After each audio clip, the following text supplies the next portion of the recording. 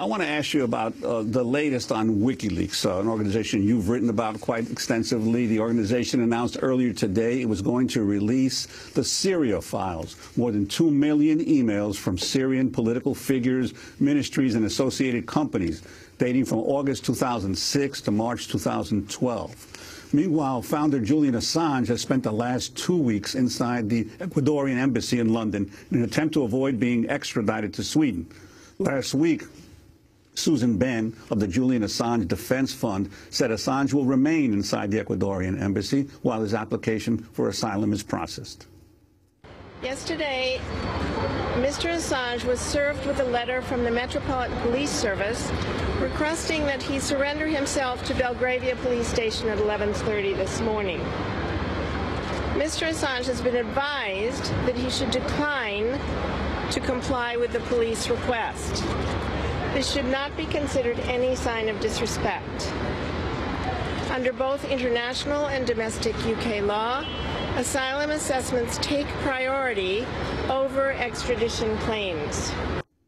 Glenn Greenwald, your comments on these developments, both the files about to be or being released right now and Julian Assange's current situation.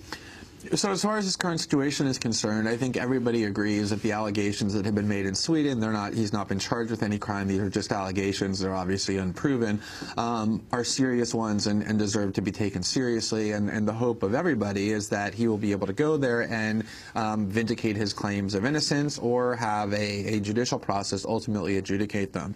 The problem is that the United States has given every indication that it is actively seeking to prosecute him. There's some evidence, not overwhelmingly reliable, that there's already a sealed indictment, but there's definite proof that there's an active grand jury. The Justice Department has confirmed there's ongoing criminal investigations. Dianne Feinstein yet again called for the criminal prosecution of WikiLeaks under espionage statutes. And the concern is that going to Sweden will enable the United States much more easily to extradite him to the United States and charge him with crimes for which he would end up in prison for life if convicted under very oppressive conditions. Sweden has a history of complying with the United States' lawless request. The UN found them in violation of the law in cooperation with the CIA's rendition program.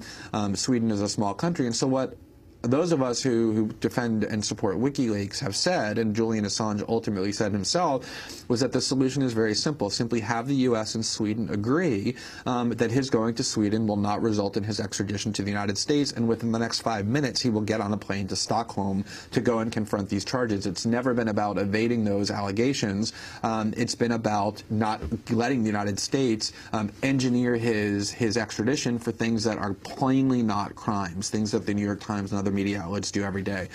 As far as this latest release is concerned, I haven't seen the emails. I don't know much about them because the news of this broke as we were beginning the show. But what I would say is it simply underscores the reason that WikiLeaks is so valuable. The ability to blow holes in the wall of secrecy behind which the world's most powerful actors function is something that newspapers have a great deal of difficulty doing because they're subject to the laws of their state.